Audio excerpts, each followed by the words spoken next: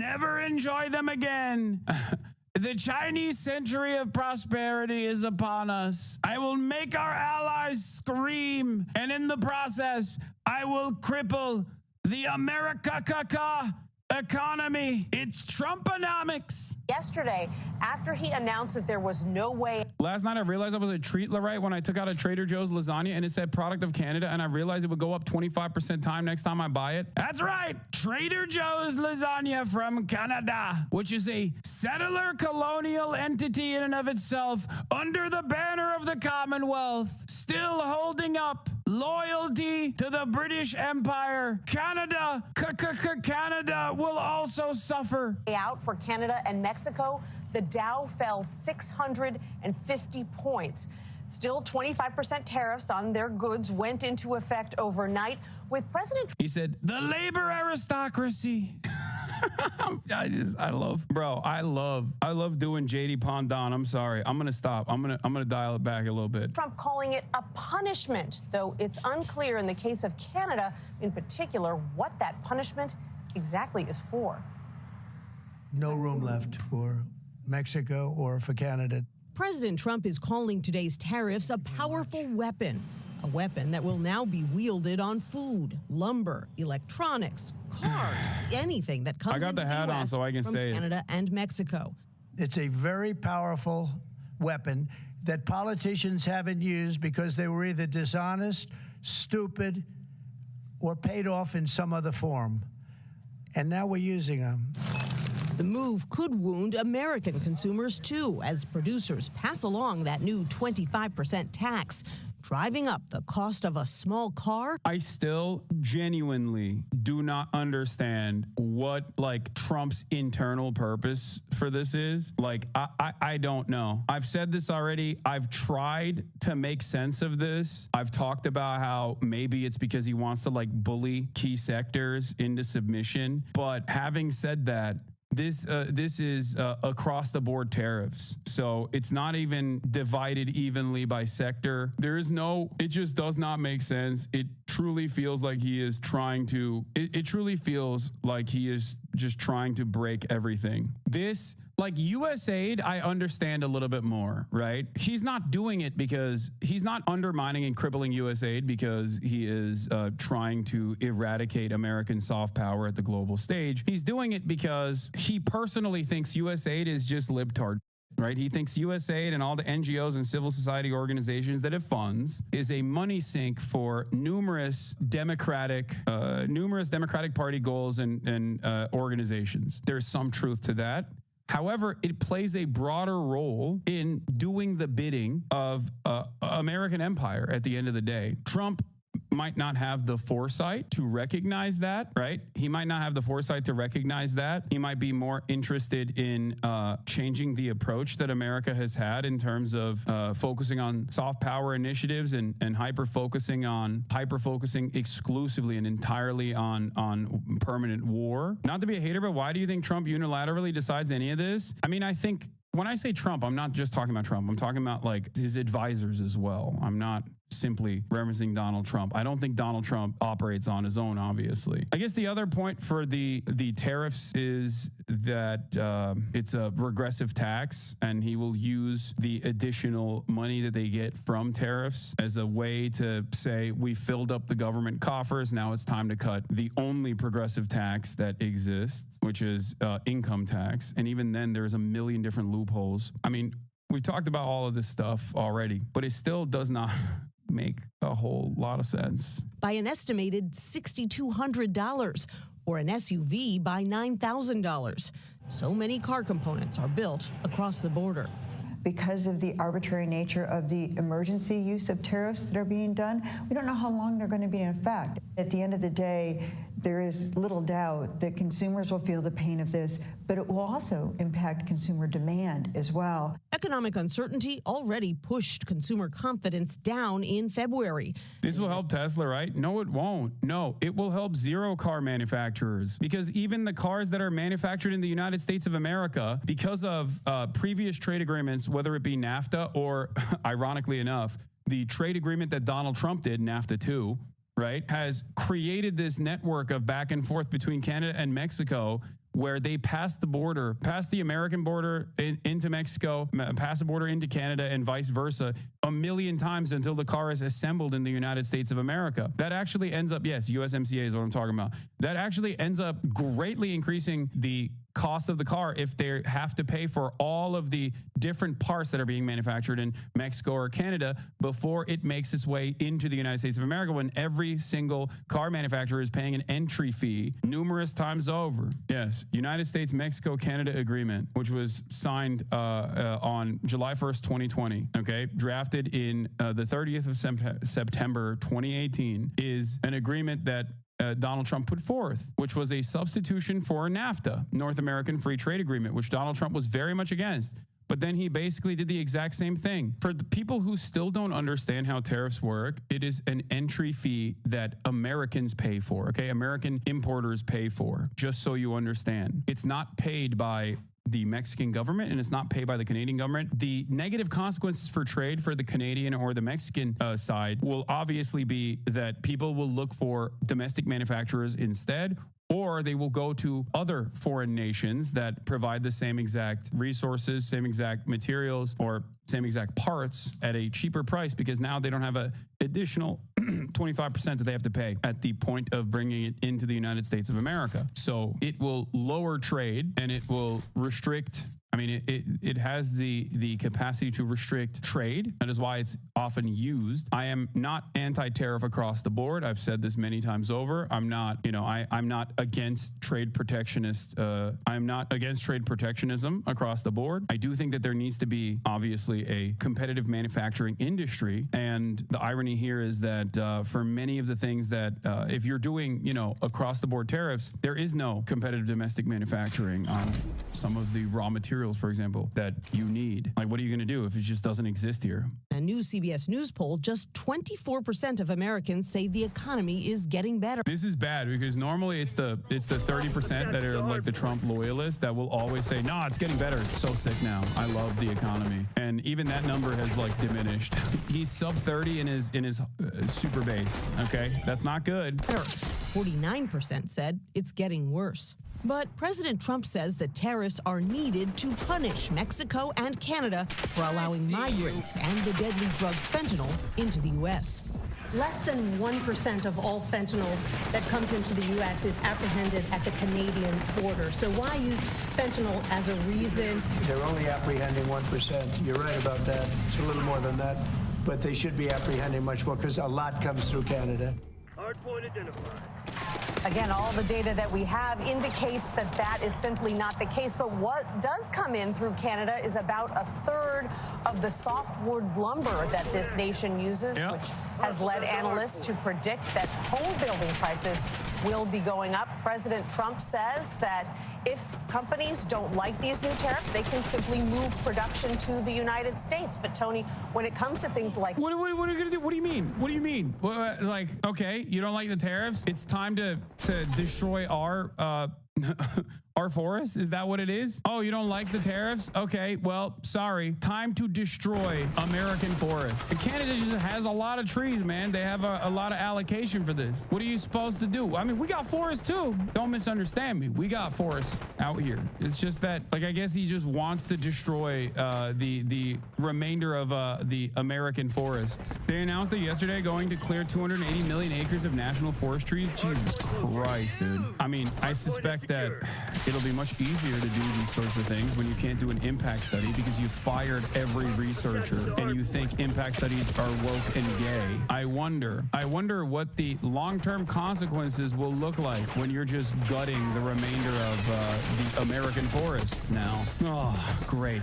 I love having people control the wheel that have no interest in being even remotely reasonable. Just doing absolute death and destruction. Great stuff. You can't ramp up production that quickly. There's also that side of it too, but I'm not even going to get into that. There's also obviously the fact that you can't just like materialize out of nowhere all of these businesses that seemingly did not exist. You just can't do that.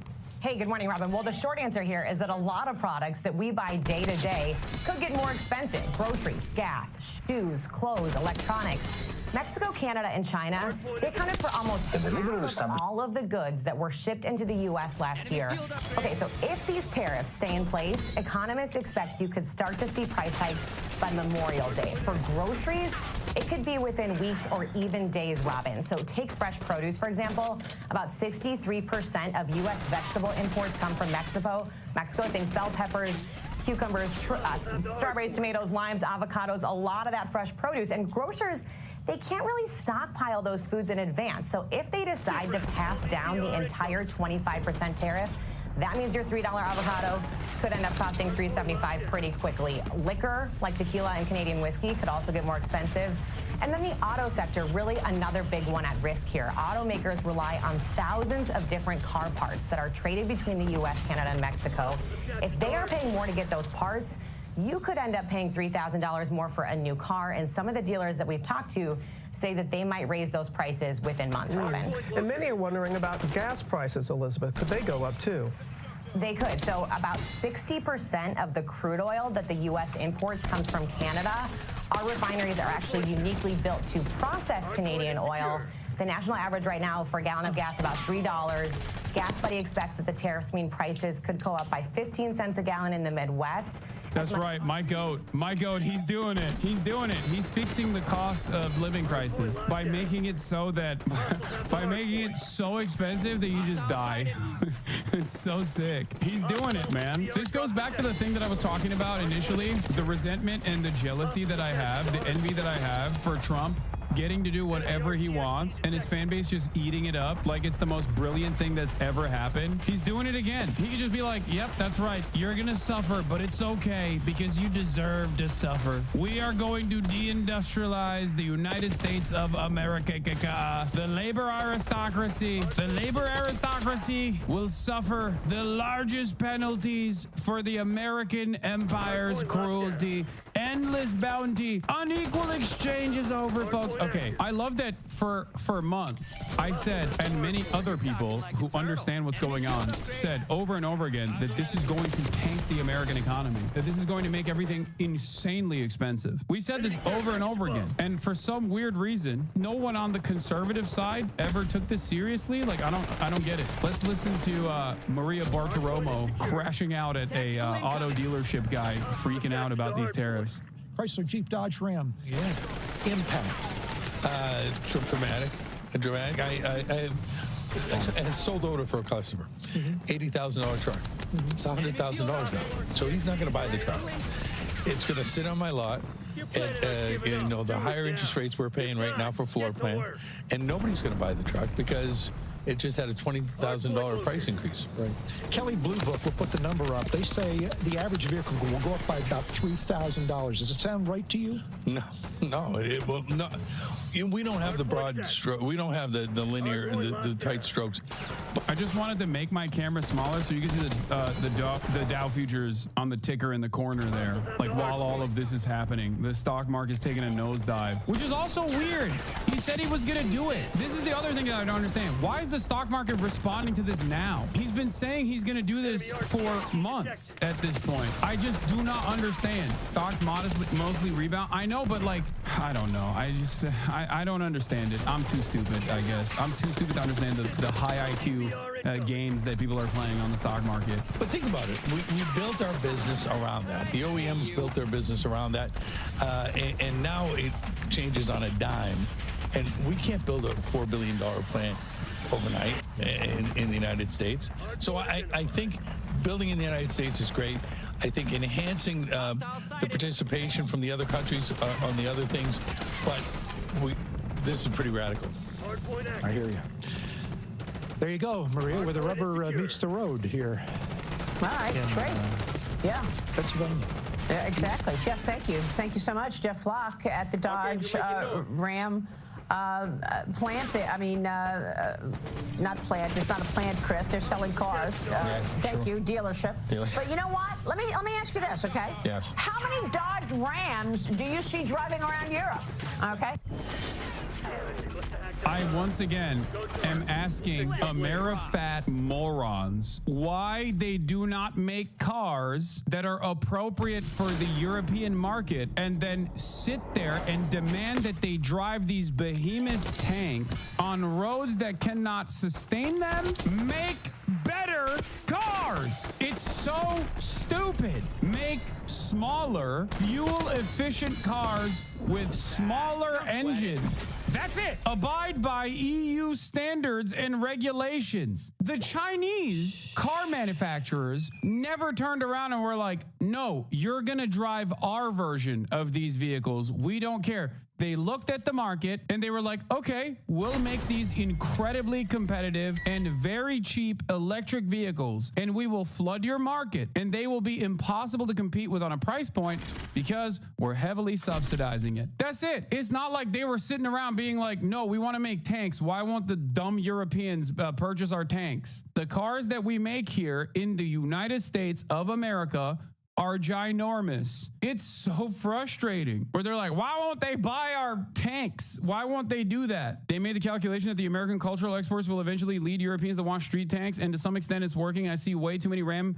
1500s on the road here in Austria. Wait, really? I thought you meant Australia. I was about to say, well, they have a Ute culture over there, but Austria? That's crazy. I hate that the one good thing about the European Union is walkable cities and a walkable infrastructure and public transit. And that is partially because, you know, they did that before the American brain rot set in. Okay, they did that. And now we're just like going to force their hands and be like, nah, dude. You have to have these tanks. You have to literally rebuild your cities, destroy the public transit so that you can have Ford F-150 pickup trucks driving around. You have to literally destroy what remains of like the parks and whatnot so you can create these ginormous parking lot structures. So today, the United States launched a trade war against Canada, their closest partner and ally, their closest friend. At the same time, they're talking about working positively with Russia, appeasing Vladimir Putin, a lying, murderous dictator. Make that make sense. Canadians are reasonable, and we are polite, but we will not back down from a fight. Not when our country and the well-being of everyone in it is at stake. At the moment, the U.S. tariffs came into effect in the early hours of this morning, and so did the Canadian response. Boom. Canada will be implementing. Yeah, enjoy not having maple syrup, you American dummies. I'm kidding. Obviously, there's so much more than just maple syrup. Let's be real, but 25% tariffs against $155 billion worth of American goods, starting with tariffs on $30 billion worth of goods immediately, and tariffs on the remaining $125 billion of American products in 21 days' time. Just like I did a month ago, I want to speak first directly to the American people. We don't want this. We want to work with you as a friend and ally, and we don't want to see you hurt either. But your government has chosen to do this to you. Now, the legal pretext your government is using to bring in these tariffs is that Canada is apparently unwilling to help in the fight against illegal fentanyl. Well, that is totally false. Let's look at the facts. Our border is already safe and secure. Far less than 1% of fentanyl flows and less than 1% of illegal crossings into the United States. I think one of the funniest aspects of this is like Trudeau is like subtly trying to throw Mexico under the bus here and also fact checking Trump. But what's hilarious about it is that Claudia Sheinbaum did her version of this as well, which is that Claudia Sheinbaum said the objective reality, which is that fentanyl is trafficked into the United States by American nationals for the American public consumer, okay? That's it. It's the truth. American citizens are the ones who are trafficking the fentanyl into the United States of America for the consumption of other American citizens. And in the process, those American citizens also defend the cartel's interests by giving them endless amounts of weapons. We are a belligerent state that is ruining the lives of, actively ruining the lives of countries that unfortunately are near our national boundaries. But God forbid we take ownership over any of that. No, it must be the Guatemalan abuelas, you know? Now I want to speak directly to one specific American, Donald. In the over 8 years you and I have worked together, we've done big things. We signed a historic deal that has created record jobs and growth in both of our countries. We've done big things together on the world stage, as Canada and the U.S. have done together for decades, for generations. And now we should be working together to ensure even greater prosperity for North Americans in a very uncertain and challenging world. Now, it's not in my habit to agree with the Wall Street Journal, but Donald... Because he's woke, and he is Fidel Castro's next of kin. That's why. Because Justin Trudeau is a communist. They point out that even though you're a very smart guy, this is a very dumb thing to do. Yeah, look, the thing is, I will say this much, okay? Part of the reason why I'm not anti-tariff across the board is because I do think that it has the capacity to beef up domestic manufacturing, okay? If done correctly. If it's managed through unions like the UAW, for example, and they play a big role in how manufacturing can be increased, for example. I just don't trust the Donald Trump administration to actually actively give a seat at the table to the UAW, though. I think it could be done correctly. It just can't be blanket tariffs across the board for each individual nation. What he's doing here is basically breaking the toys that America benefited from for years and years and years. That's all he's doing. Trade negotiations that he actually renegotiated. The USMCA is the United States-Mexico-Canada agreement is literally NAFTA 2. Donald Trump implemented that. So when he turns around and he's like, yeah, I don't want it no more. What I find very strange about these decisions is that these are negotiations and agreements that benefited America and the American consumers, often at the cost of American manufacturing. Clawing that back and reshaping American priorities and reshaping American manufacturing in this way is not necessarily a bad thing in the long term if done correctly. But of course, as is the case with Donald Trump, he's not doing it correctly. I don't think that he's doing it for a good reason. I don't think he's doing it to improve American manufacturing. But to be fair, I also don't know what he is trying to do anyway, because so much of the Trump administration is just genuine insanity. Yeah, we'd have to do China-level central planning to actually reindustrialize. Just doing blanket tariffs makes no sense. I know. How do you think he's going to get out of it? I don't even know what the hell he's doing. I've just never seen a right-wing administration behave like this. Yanis Varoufakis, former Greek finance minister, friend of the show, one of my favorite bald men, is on Rana Khalek's Dispatches on BT, Breakthrough News, talking about what possibly could be the reason for why Trump is doing all of the things that he's doing in terms of tariffs. Let's take a look. And it is a rational plan. It is a well thought out plan. For me, it is a terrible plan in the sense that it works against the interests of the majority of Americans and against the interests of the majority of humanity. But we need to understand it before we fight it. And the liberal establishment are like headless chickens running around in the hope that somehow Trump is going to fail as a result of not having a plan. He's not going to fail because he doesn't have a plan. If he fails, he will fail because there will be people and movements that oppose him who understand his plan.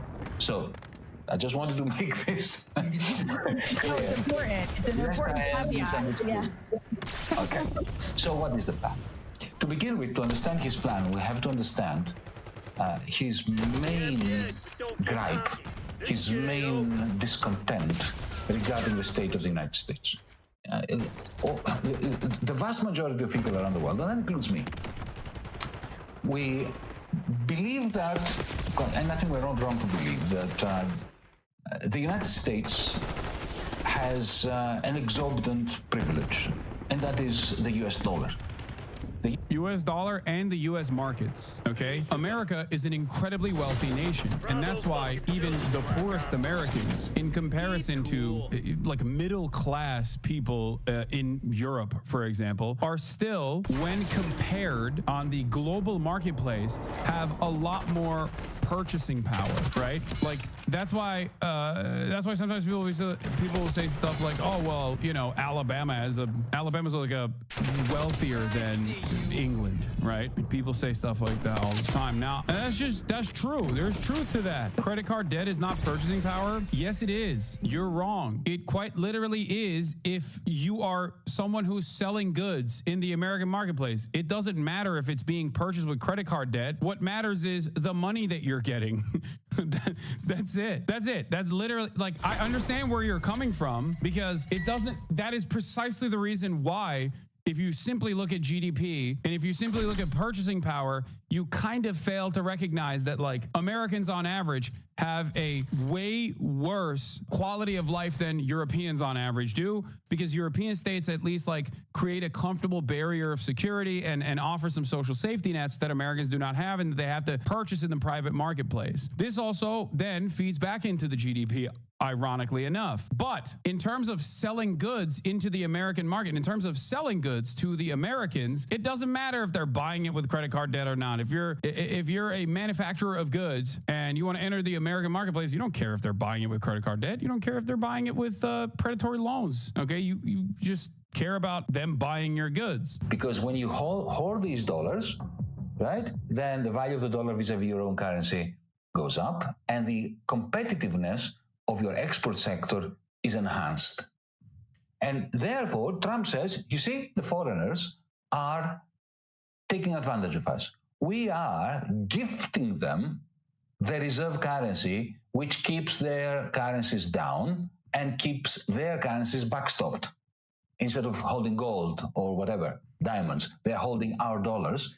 And in so doing, they are disadvantaging our exporters, and they're advantaging their exporters who are importing into the United States. And this is why he's mad at Japan. I mean, this is why America historically tanked. This is initially why America tanked the Japanese economy as well, which is like how in the 90s Japan turned into a multiple decade of I mean, still to this day has experienced stagnation, because if it's super cheap to make goods in Japan and then sell it to the American marketplace, also super cheap, then obviously it's just something that it's something that America is not going to be fond of. If the U.S. dollar is strong, exporting goods out of USA is hard because importing country needs to buy strong, i.e. expensive USD. Does China do this as well? Stockpile U.S. dollars? Of course. Every country does. And yes, China does as well. Here comes the story about the tariffs. Now, conventionally liberal establishment economists think that Trump is an idiot because he can't see the tariffs can't work to eliminate the U.S. trade deficit. Their view is, and this is not wrong, where they are wrong is they think that Trump doesn't understand it. He doesn't understand it. What the story is that, yes, you slap tariffs on Chinese aluminum or Chinese plastics or Chinese clothes, right? But that will increase the price that American consumers have to pay, and that will jeopardize America's economy because it will push inflation up. But that at some point is not going to eliminate the trade deficit, because as this happens, the dollar will go up.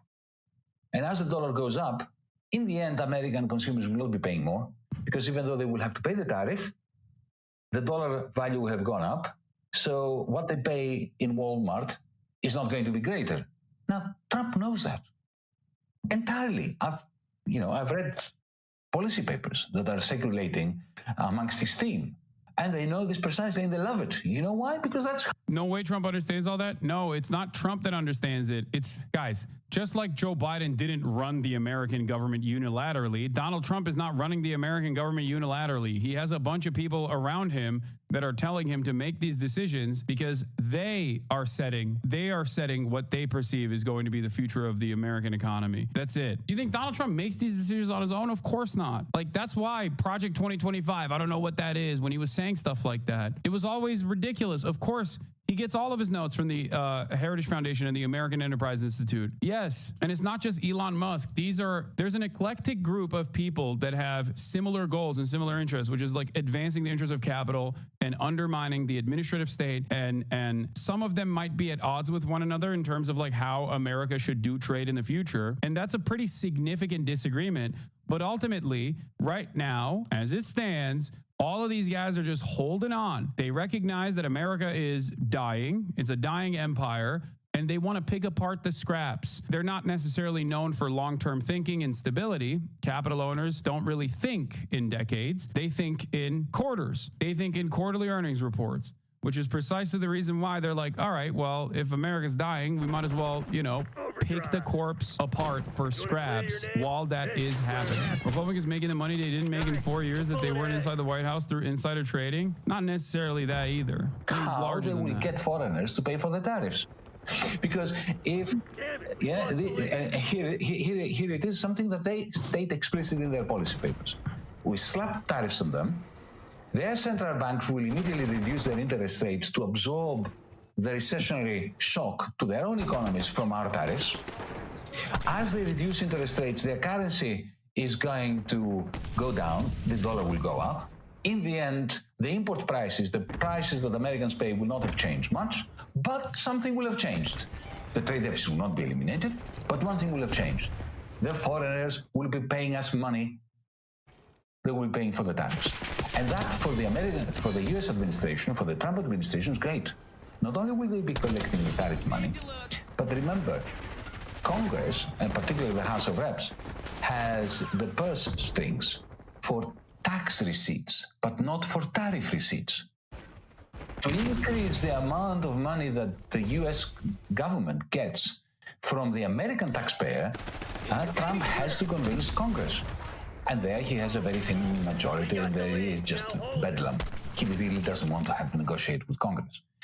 I thought the prices were supposed to go up. Is that not true? No, I think it will. I mean, that is in the short term, I think the prices will go up. Having said that, however, this is Yanis Varoufakis trying to say that there is a reason for why Donald Trump's administration, like, he's trying to figure out what could possibly be the logical reason. And it's one of the only explanations that I've heard thus far that at least like have some semblance of logic associated with it, that there is a reason for why he's doing this, and that is that he considers the power that the American dollar has a major issue with American manufacturing, and there's obviously truth to that as well, and that if he by way of implementing these tariffs, he wants to force other countries to make their goods more expensive so that the American manufacturing comes back and other countries actually buy from the United States of America. But in the short term, this will absolutely harm the American economy as it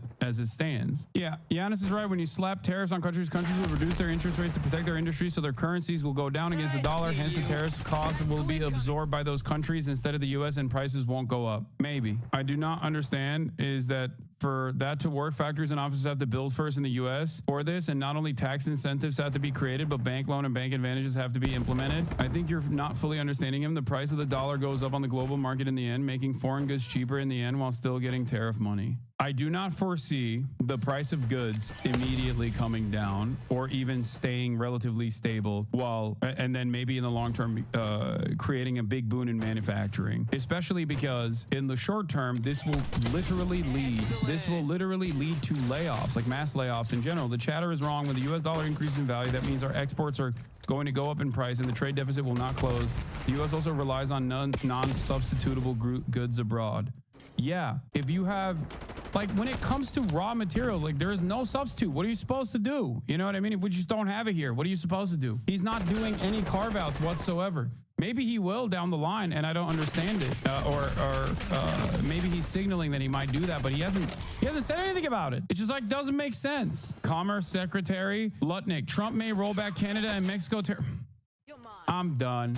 I mean, what are we doing here? Why am I doing this? What the hell is going on? What a goddamn clown show. Okay, I'm done. I'm officially placing Trump in the unique position that I've only placed one other global leader on, the Vladimir Putin insanity position. Okay, that's it.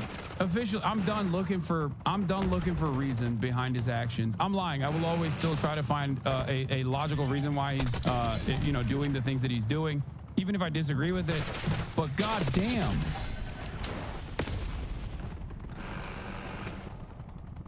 Eyes on enemy. Hostile RTXD in your AO. Just like covered in dog shit, and he has kids, and his kids like crawl into the dog shit, and God forbid, I don't know what. So I have successfully baited the Zionist propagandist Ethan Klein into dedicating an entire segment, like a 30-minute long segment of his ridiculous podcast, to just complaining about me. I'm not exactly sure what his podcast is actually about, because everything I've ever seen about it is just him complaining about what people say about him on social media. It's nothing but that. Like, he has like what? 2 dozen employees of this podcast, and the whole thing is just like totally dedicated to Ethan Klein, like searching for himself on social media and complaining for like 4 hours straight about what people say about him. What a great subject for a podcast, really. But the context of this is that I have been refuting Ethan Klein's disgusting pro-Israel, pro-Palestinian genocide arguments 4 or 5 months now, and he has specifically avoided mentioning me. Like I was the fucking devil for him. He would even censor my name out of his podcast when other people said it in the clips that he was watching, because he knows that he does not have any chance of coming out looking like anything but a disgusting bumblefuck genocide propagandist moron if his audience has to actually see what I have to say about the facts and the arguments, and particularly the fact that I have literally refuted every single disgusting lie that has ever come out of his mouth in a way that he has no possible chance of ever responding to. So Ethan specifically avoids debating me or other people who also know about the topic, who have challenged him, like Hassan Piker, for example, because he is particularly afraid of being confronted on this in a live environment where his claims can be scrutinized and he can be held to account for them in real time before a live audience. He constantly challenges other people to a debate. Like, people aren't even creators. Like, he invites random Reddit commenters onto his stream to have a debate. And by the way that he debates is he has like a podcast, and he has like 10 sycophantic, pathetic loser crew members who he pays, and all of them like furiously spend the whole time asking questions to ChatGPT to feed Ethan talking points. So it's not even like you're debating Ethan Klein. It's like you're debating a bunch of fucking morons desperately asking ChatGPT for how to justify genocide of all Palestinians. Please help me. And then sending like the answer to Ethan Klein, and Ethan looks at his laptop and he's like, oh, but what about this thing that they all just sent me? It's fucking pathetic. But the thing is, I would happily debate Ethan Klein, even with those sycophants there, even with like 10 different fucking people all furiously Googling and ChatGPTing for him the whole time, because I'm right and he's wrong. And the generic Zionist talking points that he will get fed from his crew are stuff that I've already dealt with 1,000 times before when Ethan and others have said them. I have no problem with that. So Ethan, stop being a fucking pussy little bitch and debate live. I'll debate you and your 10 staff members, no problem, all at once, 1 on 10, no issue. I'm right, you're wrong, you know it. That's why you avoid me and what I actually say. And it's pathetic, because what got him to finally address me was not the multiple debate challenges that I've made to him, not the multiple videos that I have made, utterly destroying every single talking point that he's ever made to defend the disgusting Israeli genocidal state. No. It was the one thing that I said specifically to bait him that I was fairly sure that he would get baited by, and that he actually did. Because you see, me saying, Ethan, you're a pussy, you won't debate me, over and over, didn't work. But what did work is saying that he is a meek little bitch who is being pushed into being more and more of a genocidal Zionist by his wife, because ultimately he's a pathetic wife guy who got honeypotted by the IDF on birthright, and he will never stand up to her even slightly. He will alter his opinions to whatever she wants them to be. And that's what's going on here. So I brought that up, and that is what finally baited him. And the funny thing is, like, I posted this in an Instagram story. I don't even have followers on Instagram. My Instagram stories get like 1,000 views, and somehow Ethan Klein saw them. So once I noticed that Ethan Klein was finally acknowledging me, that he was finally responding to me, you know, he wasn't actually responding to the substance or anything, the things that actually matter, like the facts, the evidence, all the shit that he has lied about to justify genocide, but he instead responded to me like calling me ugly. That was it. He called me ugly because I said that he's a meek little bitch who is controlled by his wife. And once I saw that, I knew that I had him by the balls. I knew that I could get him to do whatever I want. I could make him dance my jig however I wanted to. Because this guy is the most fragile, porcelain, insecure person I have ever seen in my life. Anyone who says anything negative about him, unless it's, of course, an argument based on facts and evidence, he simply cannot not respond. So I followed it up. And the reason why I followed it up was two things. One, I wanted to bait him into accidentally acknowledging the video where he touches himself to a victim of a terrorist attack who he calls a juvenile who was 17 years old at the time of the terrorist attack. I'm not going to play the video here, but it will be linked in the comments down below, in the pinned comment down below if you want to look at it. I've gone over it before on my stream numerous times. I wanted to force him to bring up that video on his stream, either accidentally or sort of feeling like he had to address it because I talked about it, and he ended up bringing it up. So now potentially some of his audience knows of the existence of this disgusting video and how it disproves his ludicrous narrative that he is against terrorism and he's like especially like an advocate for victims of rape when he himself fantasized about raping a victim of terrorism while touching himself while Hila Klein filmed him. Secondly, I just wanted to create the ground for him to get so flustered, so angered, that he might finally agree to this debate with me. Of course, I don't think he's going to, but hey, you never know. You know, this guy's on the point of breaking, and perhaps debating me or even Hassan could be like his last gasp before he finally needs to get put in an insane asylum, because he's literally just obsessed with social media criticism. Like, the guy does not do anything anyway. Like, his show is nothing but talking about people saying bad things about him on social media. People don't like him on social media. People criticize him on social media. He doesn't actually have a main channel or anything that people are criticizing. No, he has a podcast where he does nothing but complain about being criticized on social media. Then people criticize him for what he says about that. And then he has another podcast episode after that where he just talks about what people said about his last podcast, complaining about people criticizing him on social media. What in the holy fuck sort of content is that? It's no wonder that his average views have fallen from 20 million a month a year ago to 10 million a month this year. The ship is sinking. He's going to go bankrupt soon.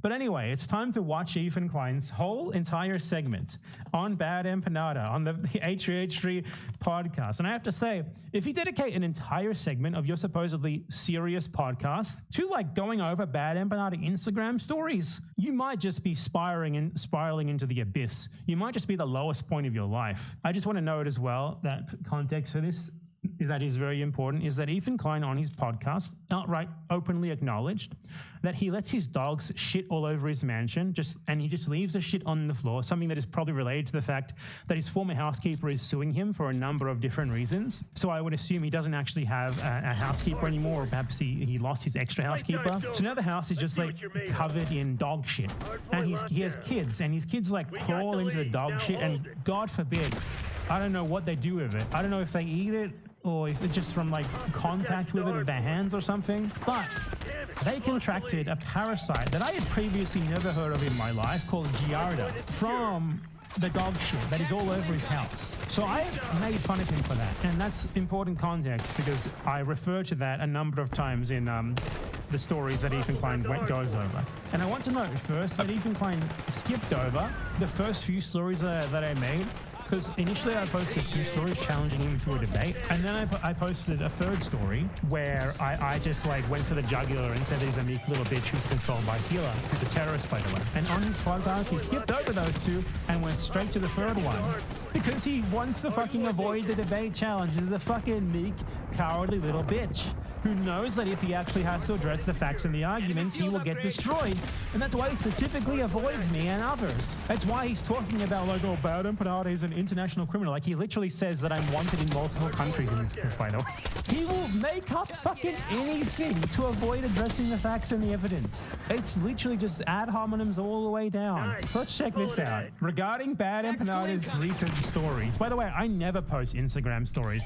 The only reason I posted them is because Ethan Klein only communicates through fucking Instagram stories. Like, he's afraid to use a medium where people can actually respond to him directly, like Twitter, for example, or something like that. So he only posts on Instagram stories where people can't respond. So I decided, hey, if that's how you get to Ethan, I'm going to use his favorite little medium, and it fucking worked. Anyway, let's check this out. This is stuff he tweeted out today. Ethan's oh no, this is from yesterday. Ethan's a meek little bitch, and everything he says and does is because he's terrified of his wife leaving him and is desperate to stay in line with her whims. She's the only woman to ever pretend to like him, and it's just pathetically obvious what's going on. I mean, and by the way, this was posted on Hassan subreddit. I mean, we've been... Huge W, Hassan subreddit. And we have 3 kids. No one has ever been known to have kids with a meek little bitch for reasons aside from love. By the way, he looks like this. You ever notice how Ethan Klein always seems to like try to make people look more Muslim or more Arab? You ever notice that? Like, he went and found a picture from 2019 and he was like the longer beard. Like, he had to go like back quite far to find this picture. And I think that's pretty interesting. Like, he seems to associate like a longer beard with being negative. And I think we all know the reason for that. It's his hatred of Arabs. But like, his response to that is like, by the way, he looks like this. Ethan, you will just do anything to avoid actually addressing the points on you. You will just do anything to avoid debating people. Like, oh, but you're ugly. Like, what the fuck kind of a response is that? Are you a child, Ethan? Well, yeah, you are. You're 40 years old. By the way, I don't understand how Ethan's like considered like a funny guy, like a comedian. I'm not a comedian or a funny guy, but I'm funnier than him, like 1,000 times funnier than him. He doesn't make jokes. He's not funny. He's not witty. He's not smart. He's not quick-witted. The only times that I've ever seen Ethan Klein trying to be funny, it's like he thinks that just like saying something that you're not supposed to say is humor. That's why he's been doing Nazi salutes lately, because like just doing something that you're not supposed to do, except ironically, that's the epitome of humor to him. That's also why he made numerous videos where he disgustingly lusted over teenagers, because ha ha ha, pedophilia. You're not supposed to be a pedophile, aren't you? That's funny, isn't it? That's all of his humor. He's just not funny at all. Anyway, so let's see what else he has to say aside from haha, you're ugly, which coming from him doesn't really fucking mean much. I mean, Jesus, dude, come on. I don't even need. Why is he always like sniffling, coughing? Like, can you imagine being on a date with Ethan Klein and trying to hold a conversation, and like 40 out of 60 seconds, he's just sniveling and coughing the whole fucking time? Say a damn word. Let's just say that there's a reason why he's desperate to cling on to the Zionist terrorist wife that he's got now. She's the only woman to ever pretend to like him, and it's pathetic. Just take that in, guys. No comment. Ethan's a meek little bitch. He's terrified of his wife leaving him. He is. This guy said right here. He's even zooming in on the beard. Isn't that an Islamic beard? That's a pretty Arab beard, isn't it, Ethan? Perhaps it's even Hasidic, you could say. Could this guy for 2 seconds not make it clear what the whole game is? Just take it all in, folks. That's so scary. Let's take you in, Ethan. Let's just take you in. I would like to see you attempt to hold a conversation with anyone, man, woman, anyone, who does not already know who you are, and hold their attention for more than like 10 seconds, let's say. I think they would walk out of the room after you spend the entire first 10 seconds coughing and sniveling. Just take it all in. This guy is a 40-year-old man, and his way of arguing is to like play funny soundboard noises and call you ugly. All of this to avoid having to deal with the actual point, which is he is a genocidal Israeli propagandist. Holy bananas. Holy bananas. Holy macaroni. You got anything to say, Ethan, about the fact that I have refuted every single little thing that you say and proven that your wife is a terrorist? Anything to say about that, even? Wow. Your wife is a terrorist. Wow. I know how to get to him. I know how to get to him. Returning to her herd. Back to her family. She's finally returned to where she came from. Spitting image right there. Look at that. Separated at birth. This was a shout out to the subreddit. Love them. Wow. Hassan said, if you ever get around to watching Game of Thrones, you'll appreciate that I'm...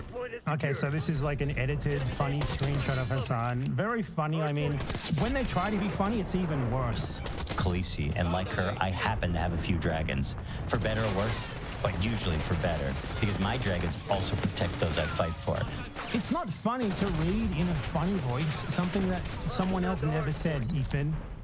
And this isn't even funny in the first, like, it's just not funny. You're not funny. Nothing about you or your fans is funny. All of you are just deeply unfunny people, and I don't understand how you pertain to be a comedian. So really, we all benefit from those gorgeous monsters of mine. Who are his dragons? Bad Empanada, Mike from Whoa, this is so, dude, this is so funny.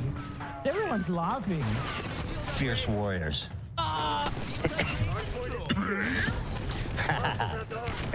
Who are Ethan Klein's dragons? No one. No one likes him. Everyone fucking hates him. Well, and then Bad Empanada today was threatening me in real life. He was saying he's on the plane, telling me that. Oh, please show us. Oh my God, the snivels.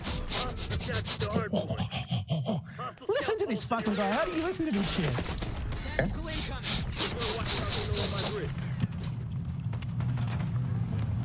Frankly. Oh yeah, so I think Bad Empanada must have seen this clip, and this is what tipped him off. It's pretty pathetic that you think that I would be interested in you. Where does he actually talk about the rest of it?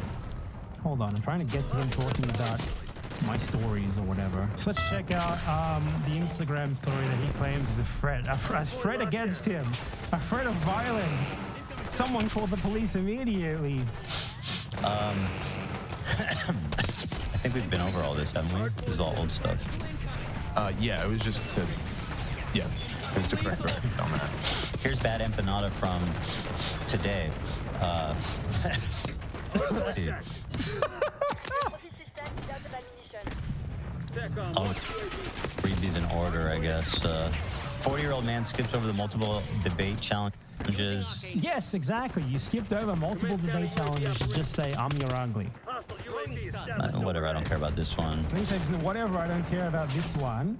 After he notes what was said after that. What was said after that, Ethan? Yeah. No wonder his house is covered in dog shit, and his neglected children raised by nannies have contracted parasites previously unknown to science from the feces. I wonder why he skipped over all of this, because everything that he said, everything that I said in this story, which by the way was apparently compiled by his crew, without them realizing that Ethan would not want to see me acknowledging that he was skipping over my debate challenges to just post, I'm your ugly, and he definitely would not want to acknowledge the fact that him letting his dogs just leave shit all over his house caused his children to get an obscure parasite that I had never heard of until his kids got it. Incredible. Amazing. I'll read these in order, I guess. 40-year-old man skips over the multiple debate challenges. Whatever, I don't care about this one. He says, stand back and stand by. He's showing a flight to California. Which, I mean, not that I take him seriously, but because I know if he ever left Argentina, which is where the Nazis took cover, the Nazis took cover in the United States of America, where you are actually, and they're currently taking cover there today as well, because the Nazis are people like Hitler Klein, the IDF genocidal veterans. There's only a few places in the world where they can get off safe, and one of them is in the United States of America. I think he would be arrested if he ever set foot in America. Like, this guy is actually... For what? A psychopath, a wanted, likely... Wanted? For what exactly, Ethan? Could you be more specific so that we can see you? Please. I know there's people lined up to get to this guy. Ooh, who's lined up to get to me, Ethan? I have a whole video on that. It's literal fascist Zionists, like people who post dead Palestinian babies to their Telegram groups celebrating it, Ethan Klein. Those are the people who are trying to get to me, Ethan Klein. It does not surprise me at all that you're on their side. I have a whole video about it. Let me show you guys. This video right here, fascists tried to murder me, now YouTube is helping them. Check it out. It goes over all of that whole saga of far-right genocidal Zionist fascists who celebrate the mass murder of Palestinian babies, trying to dox me and trying to, like, defame me so that people would go to my house and kill me. Check it out. Those are the people that Ethan Klein is citing here. Here he is on a plane. Again, I don't... Here he is on a plane. Ethan Klein, were you born fucking yesterday? Like, do you think the stock image of a plane over a sign of California was a real plane? Do you think I'm actually on a plane, Ethan? Ethan, aren't you like a comedian? Don't you like do funny jokes? Aren't you a funny man? Is there a reason why you don't know what a joke is, Ethan Klein? Why you take everything so serious all the time, or you pretend to take it serious. So that's what this guy is. Ethan Klein is like the first white man to ever successfully weaponize a white woman in tears. This guy wants to speak to the manager, and he wants to speak to her right fucking now. And he's sending his fucking lawyers after fucking Reddit and shit to speak to the manager. Does it not get old having to pretend to be outraged all the time? Oh my God, he's threatening me. He's on a plane. He's coming to get me. And you say that 100% seriously as if you believe it, because you are just such a pathetic, meek little bitch that you know on any other basis aside from just pretending to be outraged by obvious fucking jokes, like a fucking stock photo of a plane. Like if you had to address the facts, you had to address everything that we have all said about you with exhaustive evidence and that we have debunked the things that you've said, your career would be fucking over. I mean, that you even have a career still is debatable, but you know what I mean. So instead it's, oh my God, he's threatening my life. I'm in danger. I'm in danger. Fucking moron. I don't even think this is his photo, but I think he's threatening me, right? I mean, he's threatening you. We'll be right back. What, was that like something that you couldn't show? He's threatening me. He's threatening me. I'm in serious danger here. I'm being threatened because I was tagged in a random Google image of a plane fuselage. I gotta say, Ethan has mastered like the Zionist fake victimization shit in record time. What a legend.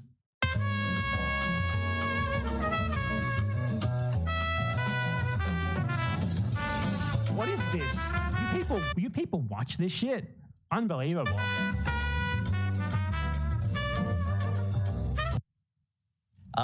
So anyway, he's threatening me. Yeah. I mean, I don't know how else to interpret that. Yeah, he's 100%. Yeah, dude, you're 100% being threatened.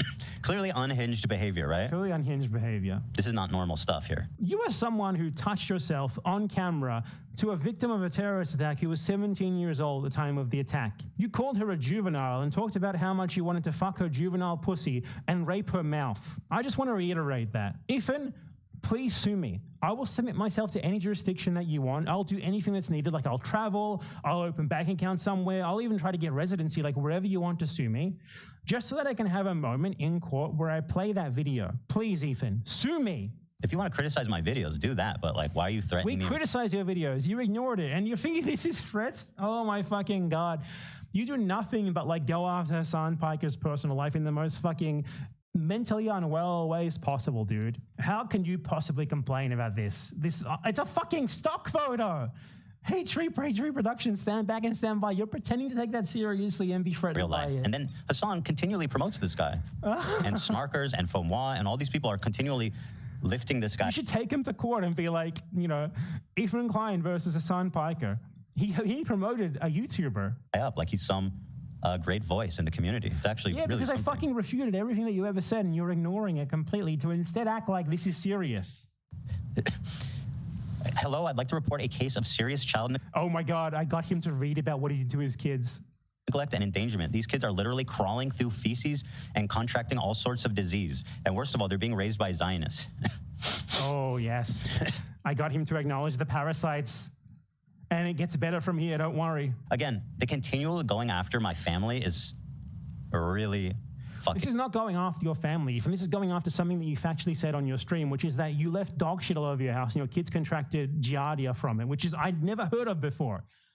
I didn't know that existed until you, a millionaire with all the resources in the world, somehow are so dirty and disgusting that you gave your kids a previously unknown parasite.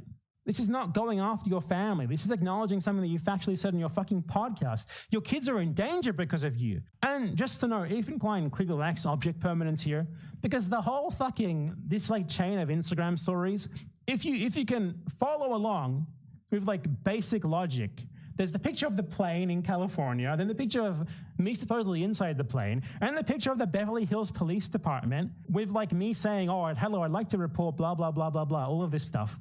The narrative here was clearly that I flew to California to report you to the police for serious child endangerment and for, as we'll see in the next story, sexual harassment of a terrorism victim. Weird. What is over your head, AB?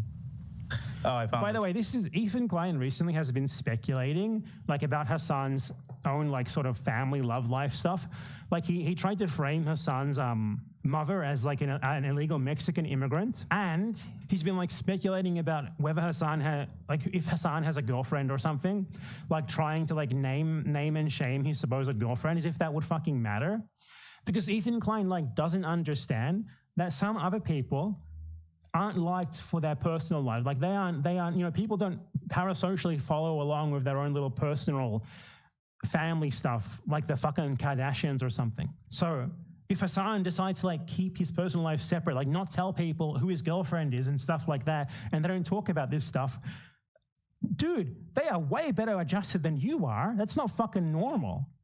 Like, you made your family a part of your branding and your show. If you had not become rich off your shitty, unfunny comedy channel from 10 years ago, your IDF honeypot wife would have left you then and there. She's been completely intertwined with your content the whole fucking time. All your family stuff has been the whole time. You make it about your family. No one else does. On the flip side, when you deal with people who don't make this about their personal lives, like Hassan, you try to make it about their personal lives desperately. These things aren't the same. You know, Hassan's not talking about whether or not he has a girlfriend on his stream. Hassan's not speculating about who his girlfriend is on his stream. You are. And I'm not talking about anything regarding your family that you have not said in your content yourself. Like them contracting parasites from fucking dog shit that you leave everywhere. Oh, the MAGA hat. I only saw the top of it. I was going to say, I thought we had two of them. I thought Hassan had his own, but you're right. Yeah, no, I found only one of these and two of these. So I'll be honest. I remember he's like, "Can I have this?" And at the time, I was like, "I don't." What is this? I was like, Why no. are they interrupting my segment with this shit? No, you're wrong. But I didn't have the heart to say that, so I let him take it. I should have told him no. Once again, Hassan. I think just yesterday was watching some of his videos. So this is the guy, you know, I mean, I showed them the video of Ethan touching. Oh my God, this is the best part. I successfully baited him into acknowledging to his audience that the video of him touching himself to a 17-year-old terrorism victim that was filmed by Healer Klein, I got him to acknowledge that it exists. I baited him into acknowledging this. This was better than I could have even hoped. I would have thought that his crew would have been confident enough to scrub this part from the list of stories, and here they got him to read it on stream. Like Ethan Klein, by the way, he's so lazy, he clearly does not even make his own stream content. The crew does it for him, and he just reads this without having reviewed it previously. You can tell from this. He never would have ended up reading this off of his own volition. But here, I got him to acknowledge the existence of the video. Himself to a 17-year-old terrorist victim, and now they're on their way to check this hard drive. What the fuck? So you see, that was the joke of the plane stories, like that I was flying to California to report Ethan for all of the shit that he refuses to acknowledge. I mean, aside from, for some reason, he bizarrely acknowledged giving his children Giardia. Aside from that, that was the joke here. And he's like, he's threatening me to fly over and he's gonna get me. Oh my God, dude. What's up? Like the fake outrage is so funny. The actual fuck. What the actual fuck? That's just me acknowledging something that you factually did in a video, Ethan. People are lined up to sue this guy for defamation, by the way. Like, who is? Actually lined up. Who's lined up to sue me for defamation, Ethan? Ethan, would you like to sue me for defamation? For that specifically? If you do, I promise you I will do whatever it takes to become like a legal person in the jurisdiction that you'd like to sue me in. Choose any. United States, no problem, no issue. If it's needed, and if there's a problem with the jurisdiction, like, you know, I said this when I was in a different jurisdiction, so I need to say it again. I'll say it again just to make sure that you can sue me after I'm in the US or some other country where you'd like to sue me. And then you can sue me, and we can go over in court whether or not that statement is fundamentally true. Whether or not what I said there about you touching yourself to a 17-year-old terrorist victim is true or not. Because then we can just play the video in court, and I'd really like to see what would happen after that. If you're too much of a pussy to actually go through real litigation, we can set up like an independent arbitration tribunal or something between us. We can film it all, upload it all. It'd be great content. I would love for you to do that, Ethan. I would fucking love to have my fucking Better Call Saul moment just playing that video and resting my case. Please, Ethan, please line up and sue me for defamation, dude. People are lining up to sue Bad Empire for defamation. Who exactly? It certainly doesn't seem to be you. You seem too much of a fucking pussy to go after me because you know that everything that I've said about you is fundamentally true.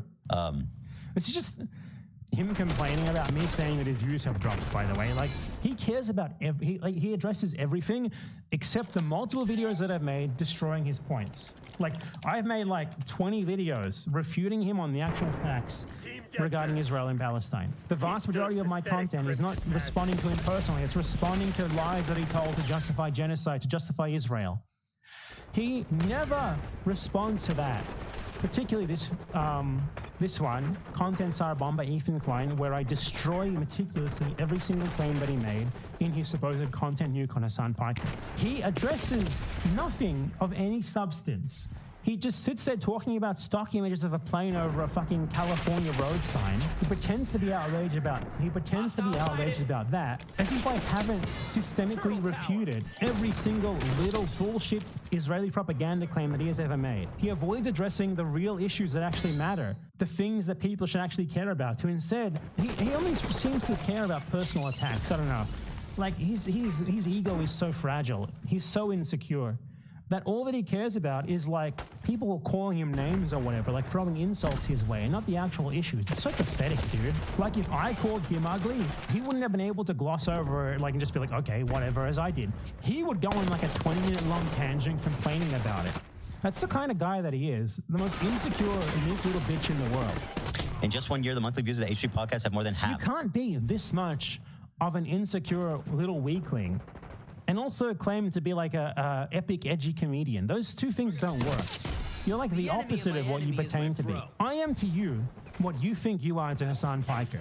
From 20 million to less than 10 million? Well, that can't be true. When were we ever at 20 It's million? obviously true if you just scroll down to the graphic that shows it. He said in the last year. Oh. Yeah, I don't... We've been around 10 million pretty much for like a few years, which is completely Scroll good down and to fine the for me. I chart. love that. It shows My two channels run by one single person gets 2 million views a month combined. Yeah, I mean, I get 1/5 of your views with what? Like 1/12 of the personnel? That's fucking pathetic, dude. And I'm like a really niche YouTuber as well. Like, my content is really unapproachable and boring. So that's like another element to it. It's not even like fun, approachable content that's like algorithmically good. It's like really boring PowerPoint style video essays. How the fuck am I getting like a fifth of the views of your whole podcast with like a real production crew? What are you doing? There's no way these losers are making up to sustain 20. I don't have 20 employees. How many do you have? Just 9 million. It was only a matter of time. 9 million. What? There's like 8 to 10 at least on the crew. How much more in the on who actually show up in the podcast? I imagine there's a lot more in the background as well. And then you also have like your housekeepers and nannies and stuff, because you certainly don't do any housework yourself. You certainly don't raise your own kids. So how many do you have? I'd say 20 is probably an underestimate. What? Views. Oh, views. Bankruptcy incoming. All right, man. Stand by. Stand back and stand by. I am. We're all waiting for it. Oh, he posted the stats for us. Oh, we had actually 26 million views August of 2023. 26 million views. And now by the way, we came off break in January, which is the views always drop here in January because we take like a whole 3 weeks off. I think we took 3 weeks off. But I'm not worried. I mean, look at the chart. Look at the chart here. This is, by the way, this is such a non-point. Like, this is not important at all. Okay? I want to know. This is not what I care about. I want him to address me directly live. Let's debate Israel-Palestine. The shit that you said about it. Let's debate that. You can have your guys fact-checking me on ChatGPT or whatever the whole time. I don't mind. I've dealt with their generic Zionist talking points that it'll feed you a million times before. Stop being such a meek, cowardly little bitch, Ethan, and deal with the substance of the lies that you have told to justify genocide. Accountability is approaching you, and you're still avoiding it, aren't you? This is what people actually care about, the issues. They don't give a shit about your views. They don't give a shit about whether your wife controls you or not. And honestly, we don't give a shit about the dog shit all over your floor and your children contracting parasites from it. And it's so weird that you bring it up anyway. The reason why we are talking about you is because you do genocide propaganda, and we want to refute it because you are leading people into supporting genocide. That's it. So how about you talk to me about that, you fucking cowardly bitch? Instead of this, like, who cares about this? Why would you even respond to this? But it's still factually true. Like, if you look at the chart, May 2022, from May 2022, they had on average like more than 20 million views per month. Since then, look at this line going down. Now it's below 10 AI million trash, per month. dude, right there. Truly pathetic. Yeah, it's consistently down as well. And do you think that's related to the fact that, I don't know what your podcast was before, it can't have been any good though. Like, you're not funny. What do? Do you talk about like a Minecraft YouTuber drama? Nothing of substance, that's for sure. Like, it degenerated even from the useless bullshit that it already was into just you complaining about people criticizing you on social media. So that's probably why you're down like to half of the views you used to get, you dumb fuck. We came off break in January, which is the views always drop here in January because we take like a whole 3 weeks off. I think we took 3 weeks off. Look at the pattern. But I'm not worried. I mean, I think the channel's doing great. I don't know what this even is. It's like a random story that has nothing to do with you. But yeah, this is Bad Empanada, who's being promoted and elevated by people like that mod, who's the poor victim. Wow, what exactly about those Instagram stories should make it like unacceptable for them to promote me or cite me or anything? Why? What about that? There's literally nothing wrong there. All that is there is you getting fucking baited and pretending to be outraged at someone coming at you with the same energy that you come at others, except I'm actually right here and you're wrong. That moderator is allowing a post celebrating him. Oh, you poor little fucking baby. Someone's posting about you on Reddit. You poor fucking baby. To hit the Why don't you sue him for it, dude? Just fucking sue him. I'm suing this Reddit moderator. I want to see a lawsuit where he complains about like a Reddit moderator allowing Bad Empanada posts to exist. The main pages of Reddit. If you go over Bad Empanada Instagram stories for like, what was this, like a 15, 20-minute long segment on his stream, you were at the lowest point of your life and you desperately need help. Wait, don't take my word for it. Just listen to Hassan talking about, you have that? About what? Sorry? Hassan talking about Bad Empanada a year ago. Oh, here, yeah. Before. Let's check it out. During our breakup, Bad Empanada being just a virulent anti-Semitic freak. That's all that he knows how to do is just scream anti-Semitism. He learned it recently, fucking moron. He took Hassan's side and started glazing him. So, you think I took Hassan's side? I didn't take Hassan's side. I took the side of Palestine because you're spreading disgusting pro-Israel propaganda that I already debunked a million times before. And I've actually specifically recently been focusing on liberal Zionism, which is way worse than far-right Zionism because it tries to hide its disgusting ethno-nationalist fascism behind this veneer of humanity and like care for Palestinians. And you were a great example of that. Like, you went on a fucking spree just posting the most disgusting pro-Israel liberal Zionist propaganda imaginable. And in you, I saw an incredible opportunity to expose liberal Zionism using you as an example of it. Because you just spout the talking points that they all do. So I just refuted your talking points. And I used you as like an example to tackle a much bigger and much more important issue. Because you're basically like an NPC bot that just spouts generic liberal Zionist talking points that were fed to you by ChatGPT. That is why I supposedly took Hassan's side here. This was a personal feud between you and Hassan Piker. I would not care at all. I would not have spoken about this at all. The reason why I care about it is because you are doing fucking pro-Israel genocide propaganda against the Palestinian people. That's why. Anyone who cares even remotely as much about these dumb, idiotic, personal internet creator feuds as they do the actual issues at hand is a total moron. I've criticized Hassan Piker plenty of times in the past, and I will in the future as well. But in this case, he's on the right side of the issue, and that's why I agree with him. It's also why he agrees with me. And Ethan Klein, who does not know how to do anything but ad hominem, all that he can do is, previously Hassan had like a feud with Bad Empanada because Bad Empanada said that Hassan doesn't engage with his React content enough to qualify as fair use. Because that's what the actual feud with Hassan was about. That's why Hassan didn't like to watch my videos on stream. So me and him disagreed on a different issue, but we agree on this issue. Thus, Hassan started watching some of my videos that had something to do with this issue, which is you doing pro-Israel propaganda and people who you invite onto your stream like Lonerbox also doing pro-Israel propaganda. It's fucking pathetic that you understand everything through little more than the lens of, but didn't this guy dislike this guy before? Maybe he still dislikes me. Maybe he does. But maybe he also thinks that I'm right on this and that's what fucking matters. Like, I actually have a video, this one right here from last year, where I agreed with Ethan on something because he was laughing at Vorsh for his ridiculous showing his lolly collection on stream. And I like went over what Ethan Klein said here and I said, you know, Even the dumbest guy in the world understands that what Vorsh did here is wrong and that it's obviously pedophilia. I've also agreed with Vorsh on many things, particularly in regards to Israel-Palestine. You see, because I don't understand things just in this vein of like, this, I don't like this person, therefore I have to disagree with everything they ever say forever. But Ethan Klein does. Because ultimately, Ethan Klein's opinions aren't dictated by any sort of real assessment of the evidence or the facts or him actually caring about the issues. They're dictated by what will keep me in the good graces of the only women to ever pretend to like me. That's all. Imagine being... Which one are you highlighting here? Dan, did you highlight something? No, I'm grabbing it right now. 1 second. So imagine changing your opinion this much from 1 year about somebody, right, to now being like, actually, you should all go watch his videos, okay? Tell me, how does that happen? Stand back and stand by as I pull this up. Are you enjoying the games? Oh my God, this is unwatchable, dude. How do you people watch this? They don't even have this shit ready. Like this production, you just sit here listening to him sniveling and coughing for a minute while they bring it up. In the meantime, here Hassan Wine. This is the same as like watching my stream, where I like spend like 5 minutes just like trying to find the thing that I wanted to talk about, and I say nothing. Except I don't have like a, it's not, I don't claim to be a good streamer like a podcaster. I don't have 10 crew members. So yeah, he went on. He didn't watch the clip from Sex Pest and he's ready with it. He's been going on and on about the content, but still refusing to watch it. Edited out you showing the context of them, settlers as extremists destroying it. Where is the vid? He just moved on to something else. He's not even talking about Hassan supposedly shitting on me anymore. Hassan's bizarre flip-flopping on bad empanadas. Apparently I'm multiple empanadas now.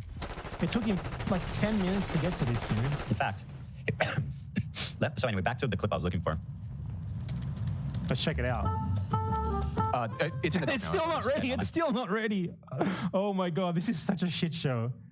This is the decline of the H3H3 podcast. If it was ever at like a high point. It's ready to go. Thank you very much. So it's this. So here's Hassan. It took him 10 minutes to get to this. Talking about bad empanada from 1 year ago. 1 year ago, guys. Amazing video about U.S.-led dictatorship in Peru. Chat will definitely like this. Age restricted, 1 hour and 14 minutes. Made by a dude who fucking hates me. This has got it all, folks. Yeah, let me go watch a video about a dude who constantly talks about how I'm fucking a reactionary fake socialist because I watch people's videos. That seems like a good idea. You see, it's all about the react shit. It's nothing. It's all about that we disagreed on the reaction video stuff. And Ethan is trying to frame this as, how is it possible that Hassan agrees with Bad Empanada's political views when they previously disagreed on this other issue that is so far away and so unimportant in comparison? Whoa, dude!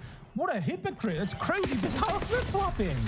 Age restricted, which means there's like TOS violations galore in there. Fucking Bad Empanada. The cringiest, like, classic angry leftist who never shuts the fuck up and is just angry at the entire planet. You're a propagandist, dumbass. Like, do it better, okay? You notice how it's all like, you know, he disagrees with me on React videos. I don't like how he presents himself, stuff like that. That doesn't mean that he can't agree with me in other instances. Doesn't mean that I can't agree with him in other instances. Doesn't mean that that's not what's happening here.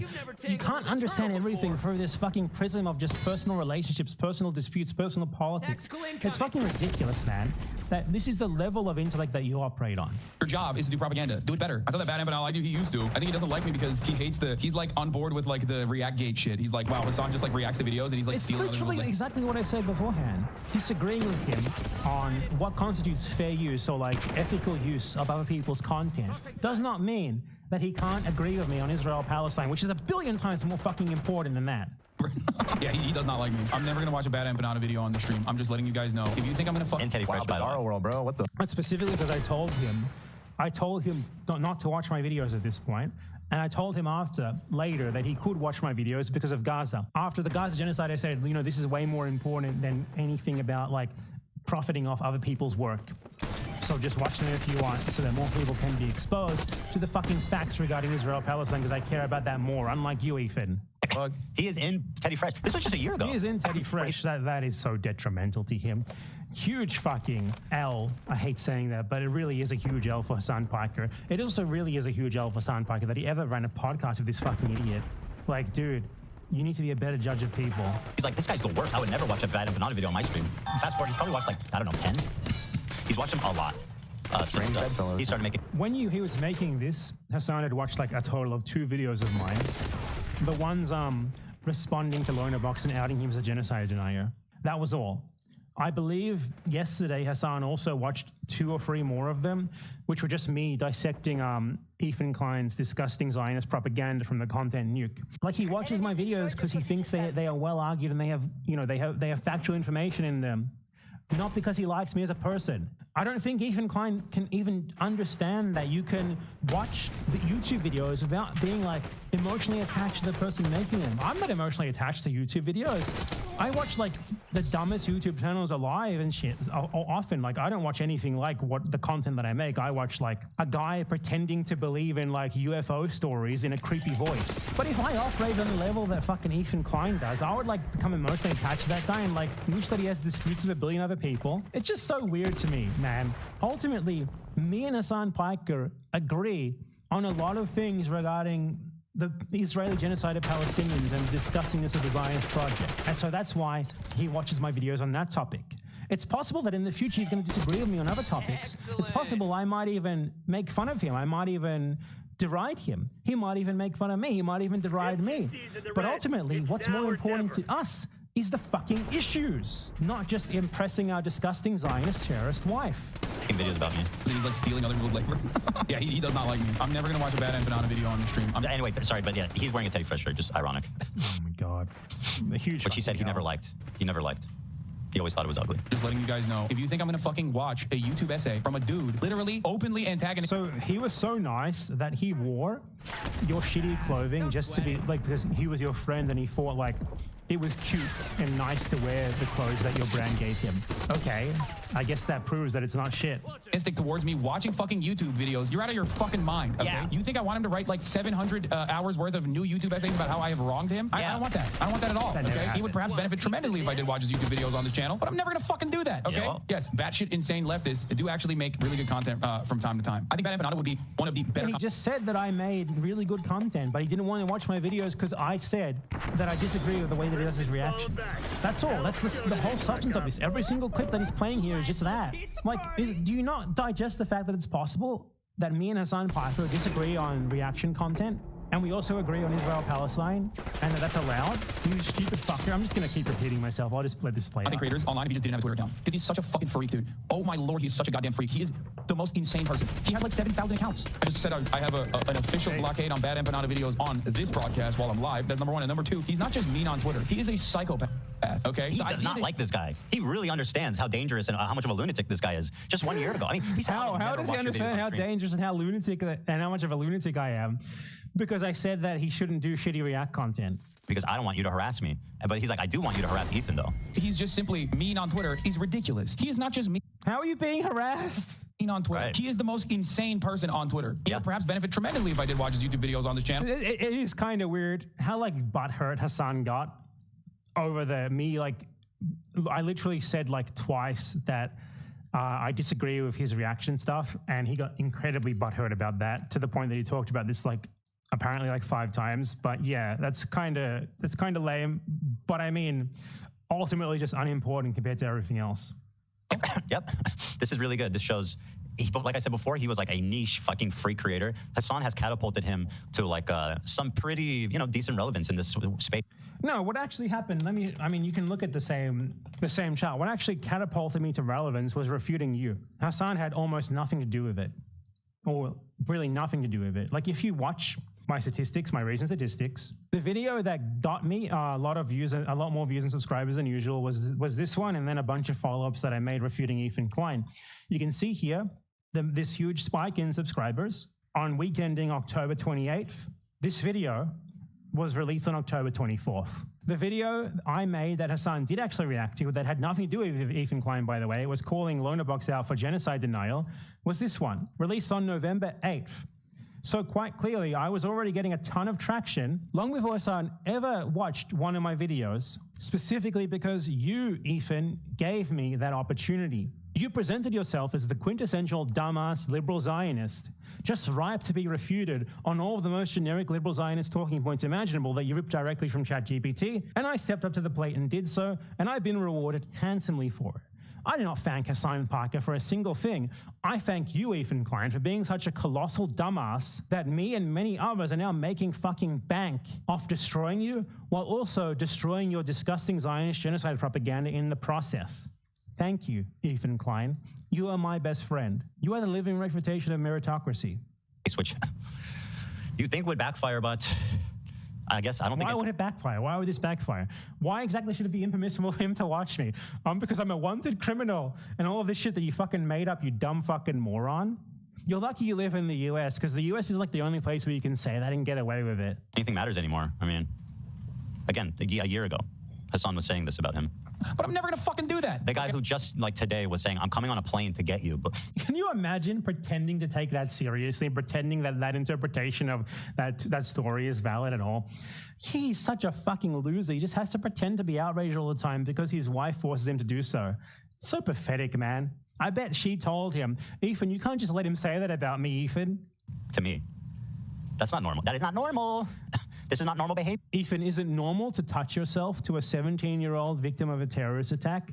To zoom in on her crotch? To talk about how much you want to rape her mouth? Is that normal, Ethan? Let us know in the comments down below. I get him late all the time. Can you imagine me promoting someone who was like, I'm coming to get you, Hassan. I'm going to find you in real life. And I'm like, go check out his videos, you guys. Jesus Christ, the fake, endless fake outrage is incredible. This guy's fucking awesome. That'd be crazy, right? You think I would get away with something like that? No, why not? Jewish KKK. I mean, you haven't gotten away with much, but it's because people don't like what you say. It's because people don't like, for one, you being just obsessed with social media criticism, and for two, people don't like your Zionist propaganda, and that's why your audience has dwindled. So you wouldn't get away with things, but it's not so much that you're like getting cancelled. It's just people don't want to watch you anymore because you're shit. You make shit content and you're a callous dumbass who supports genocidal settler colonial apartheid. By the way, my point was also that Destiny got banned for calling trans activists inbred. So I said, well, if that's what gets people permanently banned, let's see what happens when... Anyway, as far as I'm aware, that's like the end of it. That's the end of the part of this video that's relevant to me. Or like Hassan watching Bad Empanadas on stream right now. Actually, no, there's more. Let's check it out. To be safe. It's private. It's private. So this is him right now. Ethan Klein, he's watching a video. He did an 8-minute video on my fucking one. Okay, anyway. Ethan Klein spreads Saudi genocide propaganda. Okay. Are you going to address the actual facts in this video, Ethan? I can see me being aligned with Saudi Arabia. And Hassan is watching this. Instead, by the way, of watching my video, which he could do very easily. And Ethan, you keep bringing up that talking point. Here's the thing. It doesn't matter who refutes you. It doesn't matter if I do it, if Hassan does it, if anyone else does it. What matters is that you're wrong. What matters is that you spread false information to justify genocide. You spread lies to justify genocide. That is the problem. That is the issue. You are wrong whether Hassan refutes you, whether I refute you, whether anyone else refutes you. And you are still wrong if Hassan watches me refuting you. Why you keep focusing on this? Well, Hassan can't refute me. He has to rely on other people to refute me. Maybe that's true, but who fucking cares? What matters here isn't whether Hassan is capable or wants to refute you or not. What matters is that you are fucking wrong. What matters is the actual issues, the problems that you justify genocide. At this point, he's probably consumed like at least 10 hours worth of content about my video. So are you going to address that content about your video? Are you going to address all of the rebuttals to you that are in those videos that he's watched? Or are you just going to just complain that Hassan won't watch your video, only stream directly? But he can only interface it through people like Bad Empanada, who threatened to get on a plane and come get me. He's going to keep saying that as if he at all thinks it's serious. Oh my God. Do you ever get tired of pretending to be outraged, pretending to be a victim of anti-Semitism, just pretending to be a victim of everything? You have become a very good Israeli Zionist, Ethan Klein. You have adapted to the culture perfectly. As today. It's kind of comical how many videos of the nuke he's seen, but not the actual nuke. It's at this point, just watch it, you know? Just watch it. Why would you need to watch it when there's videos out there that explain with clear evidence how and why every little part of it is wrong? There's no reason to watch it. He doesn't need to watch it because ultimately what matters is that it's wrong, not that he watches it or not. Like, you guys have the dumbest talking points imaginable. It's like, okay, so I might be wrong, but someone else proved me wrong, not you. Ha ha. Oh my God, the dumbest fuckers in the world. I'll be honest with you. He knows he's cooked by it. The stuff in there. If he's so cooked by it, then why can't you go and refute my video on it or the other people's videos on it that refuted every single fucking part of it? There is indefensible. And like watching it laid out so plainly is going to be impossible to explain, and he knows that. It was very easy to explain. I did it, I sat down for like 5 hours and did it really easily. Like, you have to understand that it took me only 5 hours to refute a 2-hour-long video means that video is such total substanceless dog shit. Usually it should take like minimum like 4 or 5 times the amount of time to refute something as it does to actually bring it up in the first place. It was easy as shit to refute. It's just lie after lie that you can easily refute by Googling it. So no, he's not cooked by it. No one's cooked by it. He's fine. If anything, you're declining even more as a result of that. And he can just ignore it and move on with his life because ultimately it doesn't matter. You didn't do shit at all. All you did is Google generic Zionist talking points and threw them in there and just called brown people terrorists for 2 hours. He knows that. And being a proud propagandist, he knows he needs to delegitimize the video, but he can't actually interact with the video. The videos that he's watching are literally of me interacting with the video and refuting every single point of it. Every single fucking point in the video directly refuted on its merits, on the facts, on the arguments being made, on the evidence. Like, you're talking like it's fucking unassailable and no one can deal with it. He literally offered to come on your stream and deal with it directly with you live. I've offered to come on your stream and refute every single talking point you made in that video live. Many other people have offered to debate you on Israel-Palestine. You are too fucking cowardly to do so. All that you can do is complain. Oh, how dare you watch this person who refuted me? How dare you don't refute me directly yourself? As if whether or not I'm wrong depends on who refutes me rather than me being wrong. So what he does is amplifies people like Bad Empanada, who he previously called one of the worst people in the world, that he would never show his videos on his channel. Just because we disagreed on React content. Clearly, a genocide is way more important than that, isn't it, you dumb fuck? A year ago. Did I mention just as recently as today, Bad Empanada threatened me? That's crazy. I know that Hassan was pretty troubled by Sam Hyde's threats against him. I remember him talking about it and being like, I mean, Sam Hyde was like challenging him to a fight. Disturbed and troubled by it. I find it odd that he would. Understandably so. Sure. I find it odd that he would seem not to care about it, and it happens to me. Imagine being such a cut little baby bitch, so fragile that you have to pretend that a fucking stock image of a plane flying over California is like a real threat that you are shaken by. Like, it was so fucking amazing. Oh my god. Whoa. Jesus Christ, this is unwatchable. It's a little catty and weird, considering I feel like our conflict at this point runs so deep. But I'm gonna pull it up anyway. Fuck it. Let me just out of context would be to talk to me face to face instead of just watching me on a 30-second delay on your stream. Wait, that's what I'm. Wait, how does he know I'm watching already? Oh my god, he fucking got you. He got you. That's incredible. Like, dude, you won't debate me, you won't debate him, and it's so predictable that he can call what you're going to do literally as you do it, because it's all that you do. You are scared of direct confrontation. You were a meek, tiny, small little boy who is especially scared of direct confrontation because you know that it will go so badly for you that your IDF honeypot wife finally has enough and leaves. I just want to emphasize again, all of this is about the facts. All of this is just Ethan Klein lashing out because he knows that he's a fucking moron who cannot engage on the facts. He knows that if he engaged directly with my content, or he engaged directly in debate with me or Hassan or like lots of other creators, he would be fucking destroyed and his talking points would be just wrecked forever.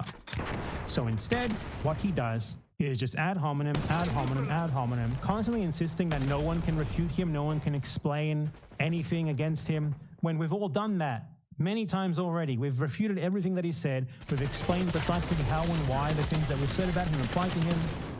He just pretends it does not exist, pretends that we are not challenging him to a debate every single day, that we're not ready to go on a moment's notice to his dumb fucking podcast and talk to him, but he can come onto our streams or whatever he wants. He pretends that's not happening to like his audience in a bubble of like just morons at this point, like total morons, numpty morons. Like, if he has gained any new audience members recently, they've just been Israeli Zionists. It's that simple. It's all about avoidance. Like, he challenges fucking random Reddit commenters to come on his podcast while avoiding me and Hassan. And not only avoids me, but he does like segments complaining about like the dumbest shit. Like, he doesn't do a segment responding to my arguments, to my rebuttals, to the evidence that I presented proving him wrong. He does a segment responding to an Instagram story where I said that he's cuffed by his wife and spends like 3 minutes of it zooming in on my beard and calling me ugly. What a fucking jerk. What a coward. What a pathetic loser. What more is there to say?